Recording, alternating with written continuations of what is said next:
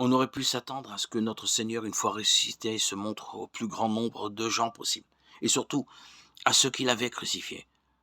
Tout au contraire, nous voyons par l'histoire qu'il se manifeste seulement à quelques témoins choisis, et spécialement à ses disciples immédiats. C'est ce que saint Pierre reconnaît lui-même quand il déclare « Dieu l'a ressuscité le troisième jour ». Il lui a donné de se montrer, non pas à tout le peuple, mais seulement à quelques témoins que Dieu avait choisis d'avance. À nous qui avons mangé et bu avec lui après sa résurrection. Acte 10, 40-41.